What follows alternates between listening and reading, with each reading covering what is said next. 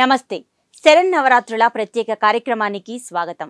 శరన్నవరాత్రులు, వాటి విశిష్టత, పూజా విధానం గురించి వివరించడానికి స్టూడియోలో ఉన్నారు విజయవాడ ఇంద్రకీలాద్రి శ్రీ దుర్గా మల్లేశ్వర స్వామివార్ల ఆస్థాన సిద్ధాంతి, ప్రముఖ పంచాంగకర్త బ్రహ్మశ్రీ చల్లా శ్రీనివాస్ శర్మ గారు. నమస్తే గురువుగారు. ఓం శ్రీమాత్రే నమః. గురువుగారు, శరన్నవరాత్రుల్లో 4వ రోజు అమ్మవారు ఏ అవతారంలో దర్శనం ఇస్తారు, విశిష్టత గురించి వివరిస్తారా? సర్వస్వరూపే సర్వేశే సర్వశక్తి సమన్వితే భయేభ్యత్రాహినో దేవి దుర్గే దేవి నమోస్తుతే. 4వ రోజు కూష్మాండ దేవిగా అవతారంగా చెప్పబడుతూ ఉన్నది. ఈ కూష్మాండం లలితాదేవిగా ఆరాధిస్తూ ఉంటారు. సూర్యలోక నివాసినైనటువంటి కూష్మాండదేవి సూర్యకాంతిని పోలినటువంటి దేహఛాయతో కలిగి ఉంటుంది అమ్మవారు. అమ్మవారి యొక్క రూపం, రంగు ఇది చూసుకున్నట్లయితే అట్లానే దేహఛాయలో అంతా కూడా దశ దిశాంతాలు కూడా వెలుగు పొందుతాయి. ఎటు చూసుకున్నా కూడా చక్కగా సూర్యకాంతి ఏ విధంగా అయితే వెదజల్లుతూ ఉన్నాయో అటువంటి కాంతులతో వెదజల్లుతూ ఆ ఛాయను కలిగి ఉంటుంది అమ్మవారు. ఈ అమ్మవారు సింహవాహిని వాహనంగా ధరిస్తుంది. అట్లానే దేవికి 8 రకాలైనటువంటి హస్తాలు, 8 చేతులతో కూడుకొని ఉంటుంది అమ్మవారు. ఈ 8 చేతుల్లో ఒక చేతిలో కమండలం, ఇంకొక చేతిలో విల్లు, ఇంకొక చేతిలో అమ్ము, ఇంకొక చేతిలో కమలము, ఇంకొక చేతిలో అమృత భాండము, ఒక చేతిలో చక్రము, ఇంకొక చేతిలో త్రిశూలము, ఇంకొక చేతిలో జపమాలను కలిగి ఉంటుంది అమ్మవారు లలితాదేవి రూపంగా. ఇంకే గులాబీ రంగు వర్ణంతో కలిగి ఉంటుంది కాబట్టి చీరని ధరింపజేస్తూ ఉంటారు ఈ అవతారానికి, లలితాదేవికి. అంటే కుష్మాండదేవికి లలిత అవతారంగా భావిస్తూ ఉంటారు. అమ్మవారికి వచ్చేసరికల్లా ఈ నివేదనలు తీసుకున్నట్లయితే విశేషంగా అల్లంతో చేసినటువంటి గారెలు, పరమాన్నం, ఇవి 2 అమ్మవారికి ప్రీతికరమైనటువంటిగా మనకి ఆచారాల్లో తెలియపరుస్తూ ఉండి సాంప్రదాయంగా చేస్తూ ఉంటారు. అమ్మవారికి ప్రసాదాలుగా ఇవి చేయటం, ప్రసాదాలు భక్తులకి పంచిపెట్టడం కానీ చేస్తూ ఉంటారు. అందుకని సూర్యలోక నివాసం అంటే అమ్మవారిని కూష్మాండాదేవిగా ఆరాధన చేస్తూ ఉంటారు. ఈవిడే లలితాదేవిగా భావన చేసి అర్చిస్తూ ఉంటారు. నిత్యము కూడా ఆ లలితాదేవిలా ఈ రోజున, ఈ అవతారం రోజున లలితాదేవి సహస్రనామావళి పఠించినట్లయితే చాలా చాలా మంచిది, విశేషం ఆమె యొక్క అవతరణే కాబట్టి. అట్లానే ఓపిక లేనటువంటి వారు కనీసం అష్టోత్తరం, లలితాదేవి అష్టోత్తరం చదువుకున్నా పర్వాలేదు. కనీసం భావయుక్తంగా వీలైనన్ని సార్లు సహస్రనామాలు కానివ్వండి, అష్టోత్తరాలు కానివ్వండి పఠనం చేసినట్లయితే చక్కగా అజ్ఞానం నుంచి తొలగించి చక్కగా కుటుంబం వృద్ధి చెందుతుంది. మనకు ఎటువంటి ఇతిబాధలు అనేటటువంటివి లేకుండా జరుగుతూ ఉంటాయి. ఇంకా అవకాశం ఉన్నవాళ్ళు చండీ పారాయణం కూడా చేసుకోవచ్చు, పఠించవచ్చు. చేయలేని వాళ్ళు అన్యోన్య బ్రాహ్మణ సహాయన బ్రాహ్మణుల చేత చేయించుకోవచ్చు. చేయించుకున్నట్లయితే మంచి జరుగుతుంది. చండీ పారాయణ అది ఎన్ని పారాయణాలు అనేవి మన శక్తి సామర్థ్యాలను బట్టి 9 పారాయణాలు కానివ్వండి, అట్లానే 18 పారాయణాలు కానివ్వండి, అలా మనకి ఓపికను బట్టి దాన్ని బట్టి తీసుకోవచ్చు, ఆచరించవచ్చు. ఆచరిస్తూ యథావిధిగా మొదటి రోజు, 2వ రోజు మనం చెప్పుకున్నటువంటి నియమాలు ఏవైతే ఉన్నాయో ఆ నియమానుసారంగా పాటించుకుంటూ అమ్మవారికి అర్చన ఆరాధన చేసుకుంటూ సాయంత్రం పూట యథావిధిగా అర్చన చేసుకొని ప్రసాదాన్ని స్వీకరించినట్లయితే సకల సౌభాగ్యాలు కలగటమే కాకుండా సర్వారిష్టాలను నిర్మూలన జరుగుతుందని చెప్పబడుతుంది. సో గురువు గారు, ఈ శరన్నవరాత్రుల్లో హోమం చేయాలి ఒక రోజు అని అనుకుంటే ఏ రోజు చాలా మంచిది? మనకి చండీ సప్తశతిలోనే చెప్పబడింది, అష్టమ్యాం నవమ్యాం చతుర్దశ్యాం అని చెప్పేసి. అష్టమి రోజు కానీ నవమి రోజు కానీ అమ్మవారికి చాలా మహత్యం, ఉత్తమమైనటువంటిది అని చెప్పబడుతుంది. ఆ చండీ హోమంలోనే మనకి 12వ అధ్యాయంలో చెప్పబడుతూ ఉన్నది. కాబట్టి అష్టమి రోజు కానీ నవమి రోజు కానీ ఇంకా పౌర్ణమి అమావాస్య ఉన్నటువంటి చతుర్దశి రోజు కానీ చేసినట్లయితే శ్రేష్టము అని చెప్పబడింది. మహత్యం ఉత్తమం అని కూడా చెప్పబడింది. అందుకే సర్వబాధా వినుర్ముక్తో ధనధాన్య సుతాన్వితః మనుష్యో ప్రసాదేన భవిష్యతిన సంశయః. అందుకే సర్వ బాధల నుంచి విముక్తి కలగజేస్తుందట. అదేవిధంగా ధనధాన్య సుతాన్వితః మనుష్యో మత్ప్రసాదేన, ధనము మనల్ని వదిలిపెట్టి వెళ్ళినప్పుడు, వెళ్ళిపోయినప్పుడు, సుతాన్వితః సంతానం లేని వారికి సంతాన నిమిత్తమై కానీ, లేదా ఉన్న సంతానం తల్లిదండ్రుల యొక్క మాట విననప్పుడు అలాంటి విషయంలో కానీ, సంతానం లేని వారికి సంతానం కలుగుట నిమిత్తమై కానీ ఈ చండీ పారాయణం కానీ హోమం కానీ ఆచరిస్తూ ఉంటాం. సుతాన్విత మనుష్యో మత్ప్రసాదేన, మానవుడికి నేను ఇది ప్రసాదంగా ఇస్తున్నాను, వరముగా ఇస్తున్నాను. ప్రసాదము అంటే తినేదనే అర్థం కాదు. చూడగలగటం ఒక ప్రసాదం, తినగలగటం ఒక ప్రసాదం, తీర్థం తాగడం ఒక ప్రసాదం, అదొక ప్రసాదం. ప్రసాదం అంటే తినేదనే కాదు, భావన, ఇవన్నీ కూడా చూడగలగటం కూడా ఒక ప్రసాదం. అమ్మ ప్రసాదం చేతనే మనం చూడగలుగుతున్నాం. ఆమె దయ ఉండబట్టే, దయా వీక్షణలు మన మీద కరుణా కటాక్షాలు వీక్షించబట్టే మనం చేయగలుగుతున్నాం ఏదైనా కానీ. ఈరోజు ఇలా అమ్మ గురించి మనం చర్చించుకోవాలంటే ఆ అవకాశం మనకు కల్పించింది కాబట్టి మనం ఇక్కడ చర్చ చేయగలుగుతూ ఉన్నాం.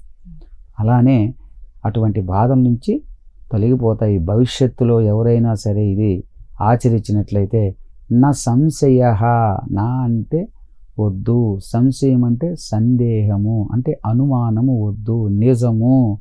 ఇది చేసుకున్న వారికి కానీ హోమం లేదా పఠించినటువంటి వారికి కానీ తప్పనిసరిగా మీకు ఈ చెప్పినటువంటి విషయాలకు సంబంధించింది జరుగుతుంది అని చెప్పబడుతూ ఉన్నది. గురువు గారు, మామూలుగా వరలక్ష్మి వ్రతానికి వాయినాలు ఇస్తూ ఉంటారు కదా. సో ఇప్పుడు శరన్నవరాత్రుల్ని వ్రతంగా స్వీకరించిన వాళ్ళు సో వాయినాలు ఇవ్వడం ఇలాంటి పద్ధతి ఏదైనా ఉందా? ఇది వాయినాలు ఇచ్చేటటువంటి వాటికి సంబంధించినటువంటి వ్రతము కాదు.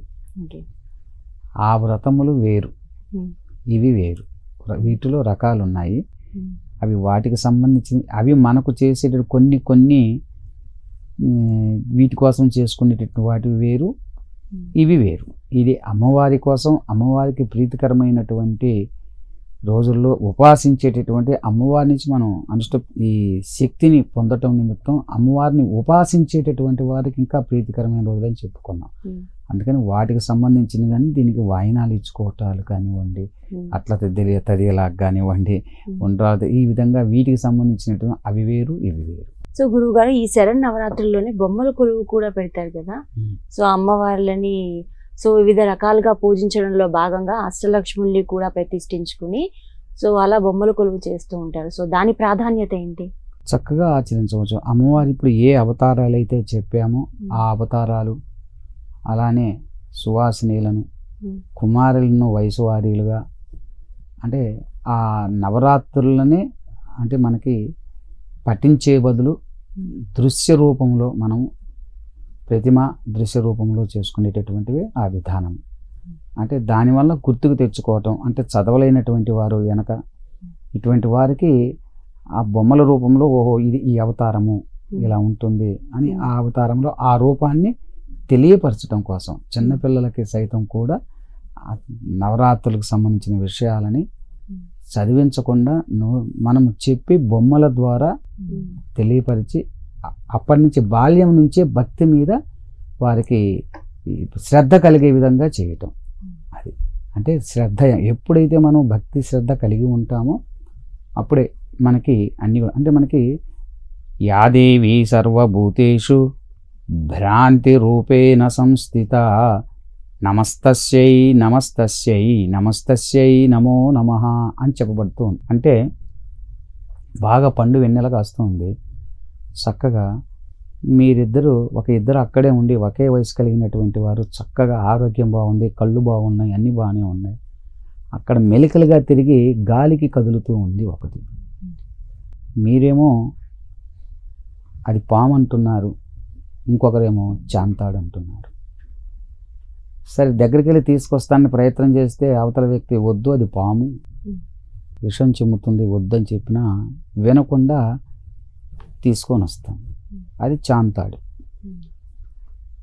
అంటే ఇద్దరు ఒకే వయసు కలిగినటువంటి వారు, మీ ఇద్దరు నీవు పాము అని ఎందుకు అనగలిగారు, తను చాంతాడని చెప్పగలిగింది ఎందుకని? అందుకని అదే భ్రాంతి, మాయ.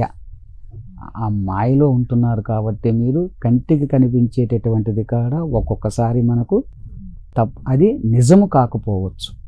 అందుకే తొందరపడి నీ కళ్ళతో నువ్వు చూసింది నీ కళ్ళు నిన్ను మోసం చేశాయా లేదా అనేటువంటిది నువ్వు తెలుసుకోవాలి. అటువంటిది ఒక్కొక్కసారి తెలియకుండా మిస్అండర్స్టాండింగ్ చేసుకునేటువంటి తత్వం నిరంతరం కలిగినటువంటి వ్యక్తులు ఉన్నారనుకో, అటువంటి వారు దీన్ని పఠించినట్లయితే ఆ భ్రాంతిలో నుంచి వాళ్ళు తొలగి చక్కగా జ్ఞానం ప్రసాదించబడుతుంది. ఏదైనా నిర్దిష్టంగా ఇది అది కాదు ఇది అని క్లారిటీగా డిసైడ్ చేసుకుంటే పవర్స్ మనకు ఉంటుంది. అలా రావాలి అంటే అమ్మను ఉపాసించాల్సిందే. యాదేవి సర్వభూతేషు భ్రాంతి రూపేణ సంస్థిత. భ్రాంతి చెందటం, ఇది కాదు అదే, అది కాదు ఇదే అని. అంటే పక్క వాళ్ళు జ్ఞానవంతులు చెప్తే గానీ మనం తెలుసుకోలేము. గురువు గారు, ఇప్పుడు లలితాదేవికి ఎటువంటి నైవేద్యం సమర్పించాలి? లలితాదేవికి అల్లం గారెలు, పరమాన్నం, ఇవి రెండు అమ్మవారికి చాలా ప్రీతికరమైనటువంటివి. అల్లం గారెలు, పరమాన్నం ఈ రెండు నివేదన చేసినట్లయితే మంచిది, శ్రేష్టం. సో గురువు గారు, ఎవరైతే ఇప్పుడు ఇంట్లో ఈ పూజారాధన అనేది స్టార్ట్ చేసి ఉంటారో, కలశం పెట్టుకోలేని వారు, కలశం పెట్టుకోని సందర్భాల్లో సంకల్పం తీసుకుని చేస్తూ ఉంటారు కదా. సో సంకల్పం తీసుకున్నప్పుడు ఎలాంటి నియమాలు పాటించాలి?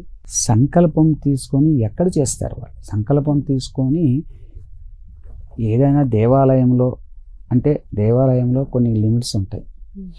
అందుకని మన ప్రైవేట్ దేవాలయంలో ఎక్కడైనా అవకాశం ఉండి మనం ఇంట్లో చేసుకోలేని పక్షంలో అక్కడ సామూహికంగా ఎక్కడైనా చేస్తుంటే అటువంటిప్పుడు సంకల్పం చేసుకొని మనము చక్కగా చేసుకోవచ్చు. కొంతమంది మధ్యకాలంలో పబ్లిక్ ప్లేసుల్లో కూడా మండపాలను ఏర్పాటు చేస్తూ ఉన్నారు. కాబట్టి ఎక్కడైనా మనం ఆచరిస్తూ ఉంటే కలశారాధన అంటే వాడికి బాగా ఎక్కువగా నియమాలు ఉండాలి. చక్కగా నిర్దిష్టమైనటువంటి కొన్ని నియమాలు ఉంటాయి. ఆ నియమాలకి మన శరీరం సహకరించాలి ముందు. అంటే ఏదో నలుగురు చేస్తున్నారు మెప్పు కోసం చేస్తే ఇబ్బంది అవుతుంది. అవి లేని పొంది ఇంకొకటి కొని తెచ్చుకోవాల్సి వస్తుంది. శరీరం సహకారం ఉన్నంత మేరకే, లేకపోతే రెండు చేతులెత్తి ఎక్కడైనా జరుగుతుంటే నమస్కారం చేసుకుంటే చాలు, చక్కగా ఇబ్బంది లేదు. గురువుగారు, ఈ నవరాత్రుల్లో ఈ పూజా విధానాన్ని ప్రారంభించిన వాళ్ళు ఇప్పుడు కటిక నేల మీద పడుకోవాలి, సో సంకల్పం చేసుకుని తోరణం కట్టుకోవాలి, గాజులు నిండుగా వేసుకోవాలి, ఇలాంటివన్నీ చెప్తూ ఉంటారు కదా. సో అలాంటివి ఏమన్నా ఉన్నాయా? గాజులు నిండుగా వేసుకోవాలి అనేటటువంటిది ఇది ఇప్పుడు చెప్తున్నటువంటిది కాదు, ఎప్పుడూ వేసుకోమని చెప్తుంది. అంటే అలంకారం తప్పనిసరిగా చేసుకోవాలి. అంటే ప్రతి స్త్రీ కూడా నిత్యము అలంకారంతో ఉండమని చెప్పబడుతూ ఉన్నది. ఆ అవకాశము, ఆ అలంకారము చేసుకునే భాగ్యం అందరికీ, అంటే జనరల్గా చేసుకునే అలంకారం వేరు, విశేష అలంకారాలు వేరు. గాజులు అనేటటువంటివి నిత్యము వేసుకోవచ్చు. ఇవాళ అలా గాజులు నిండుగా వేసుకునే వాళ్ళు తక్కువగా కనిపిస్తూ ఉన్నారు. కాబట్టి అది మంచిదే, నిండుగా వేసుకోవటం అనేది చక్కగా మంచి. సాక్షాత్తు ఆ స్త్రీ అమ్మవారని చెప్పబడుతుంది కదా. అంటే స్త్రీ అంటే సత్వగుణము, రజోగుణము, తమో గుణం, ఈ మూడు గుణాలని దేవతలని చెప్తాం. స్త్రీలో సా అంటే సత్వగుణము, తావొత్తు అంటే తమో గుణము, క్రావిడంటే రజోగుణము. వెరసి సత్వ తమో రజోగుణాలు ఎవరిలో ఉన్నాయి? స్త్రీలో ఉన్నాయని చెప్పబడుతూ ఉంది. అంటే స్త్రీ సాక్షాత్తు గోమాతతో నిత్యము అనుష్ఠానం చేసేటటువంటి బ్రాహ్మణుడితో సమానము అని చెప్పబడింది. అందుకే దీంట్లో శ్లోకం కూడా చెప్పబడింది, స్త్రీ ఎక్కడైతే కంటతడి పెడుతుందో, ఎక్కడైతే స్త్రీ దుఃఖిస్తుందో, ఎక్కడైతే స్త్రీ బాధపడుతుందో, బాధ పెట్టకూడదు, అలా బాధపడే చోట నివాసమే ఉండరాదు అని చెప్పబడుతుంది. అంటే అర్థం ఏంటి? స్త్రీని గౌరవించండి అని చెప్పబడుతుంది. అది ప్రతి స్త్రీలో మాతృమూర్తిని చూసుకోమంటాడు. కాబట్టి అలా చూసుకుంటున్నట్లయితే ప్రతి ఒక్కరికి కూడా మంచి లభిస్తూ ఉంటుంది. కాబట్టి అందువల్ల అలంకారం అనేటటువంటిది మంచిదే. అలంకారం లేకుండా బయటికి రాకూడదు. అది నిండుగా ఉండటం మంచిది. అవకాశం ఉండాలి కదా, శక్తి సామర్థ్యాలు ఉంటాయి. వాటిని దృష్టిలో పెట్టుకొని ఎంత ఉంటే అంత మంచిది. అలాని బంగారము అవన్నీ అలంకారం చేసుకోమని కాదు, కానీ ఉన్నంతలో శుభ్రంగా ఉండటం, పరిశుభ్రంగా. అది ఒక్క చీర కట్టుకున్నా, ఒక్కది డ్రెస్ వేసుకున్నా కానీ అది ఎట్లా ఉండంటే శుభ్రంగా, ముడతలు లేకుండా చక్కగా జాగ్రత్తగా అలంకారంగా ఉన్నామని చెప్పడుతూ ఉంటుంది. చూస్తే ఎవరైనా అమ్మవారు వస్తుంది అని పక్కగా తప్పుకునేటట్టు ఉండాలి. గురువుగారు, ఈ నవరాత్రుల సమయంలోనే ఎక్కువ మాలధారణ అనేది చేస్తూ ఉంటారు. ఎందుకంటే చాలా తక్కువ మాలధారణ సమయం ఉన్నది, సో నవరాత్రులకు మాత్రమే అన్న ఇది ఉంటుంది కదా. సో వాళ్ళ వృత్తి రీత్యా ఎవరైతే మాలధారణ చేసుంటారో వాళ్ళు ప్రెసెంట్గా మనం చూస్తున్నాం, ఎరుపు రంగు చీర ధరించి అన్ని ఎరుపు గాజులు ఇలా వేసుకుని ఉంటారు కదా. సో వృత్తి రీత్యా ఒకవేళ వేసుకున్న ఆ చీరను తీసేసి మళ్ళీ వేరే వస్త్రధారణ అలా చేసుకోవచ్చా? ఒక్కసారి మాల ధారణ చేస్తున్నాము అంటే దీక్ష అంటే అర్థము అది 3 రోజుల, 5 రోజుల, 9 రోజుల అని ఒక సంకల్పంలో చెప్పి తీసుకున్న తర్వాత ఆ 3-5 రోజుల వరకు ఏ దీక్షా వస్త్రాలు అంటారు. అందుకే ఏ వస్త్రాన్ని అయితే దీక్షగా మనం తీసుకుంటున్నామో అవి తప్ప ఇంకొక వస్త్రాన్ని ధరించరాదు. ఇది నియమం. ధరించరాదు అంటే ఆయా నియమాల్లో ఉన్నప్పుడు, నియమం లేనప్పుడు వాటిని పక్కన పెట్టుకోవటం, ఒక చోట తగిలించుకోవటం, మామూలుగా నిద్రించేటప్పుడు మామూలు వస్త్రాల్లోకి రావటం, మళ్ళీ స్నానం చేయగానే ఆ వస్త్రాలు ధరించటం, ఇలా చేస్తూ ఉండాలి.